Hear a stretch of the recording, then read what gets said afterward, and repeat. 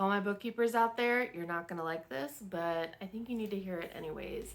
I'm going to be reading from the book Real Self-Care by Dr. Pooja Lakshmin, and this is about guiding principles to care for yourself rather than using just random methodologies. Faux self-care is a method. In the moment, going for a run might improve your mood, but it does nothing to change the circumstances in your life that led you to feeling drained, energyless, or down. On the other hand, the work of real self-care is about going deeper and identifying the core principles to guide decision making. When you apply these principles to your life, you don't just feel relief in the moment. You design a system of living that prevents the problems from coming up in the first place. In other words, applying a methodology of faux self-care is reactive, whereas practicing real self-care is proactive. To bring it back to Shelby, one of her clients that she's using as a case study in this book, exercise and the postpartum group were methods that on the surface seemed helpful, but in this new phase of life, they weren't nourishing her anymore. By deciding to stop breastfeeding, Shelby was returning to the principles of real self-care. She set boundaries.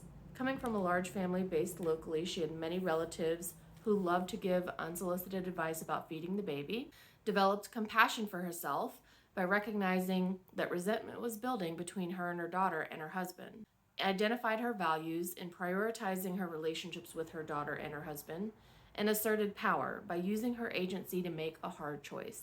Her particular method for real self-care as a new mother was to let go of breastfeeding and accept a new direction that prioritized her relationships. To be clear, it's not that exercise or the support group were bad solutions. In fact, psychiatrists often recommend movement as an evidence-based strategy to mitigate mild depression.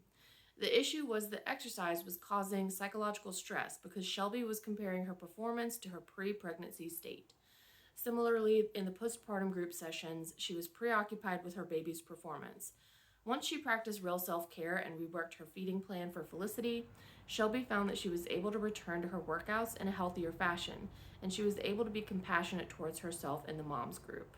I like how this book does not focus on, like, you need to be doing this or that, and it might sound prescriptive for me to tell bookkeepers that you need to have a grounding ritual every day and you need to practice nervous system regulation. But it's based on the principle that you deserve to take care of yourself. You deserve to be prioritized. You deserve to have your care and your needs prioritized and met. And it's because you're a human being. We are all fallible. We are all imperfect.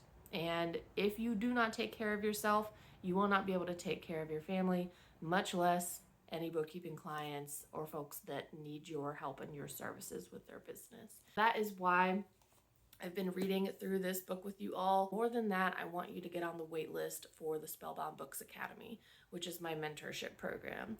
If you're new here, I'm Reagan. I'm the numbers witch and I'm that QuickBooks bitch, and I mentor bookkeepers to find new clients and stop the scroll. Mentorship is on a wait list, but we're going to be starting with the 2026 cohort soon.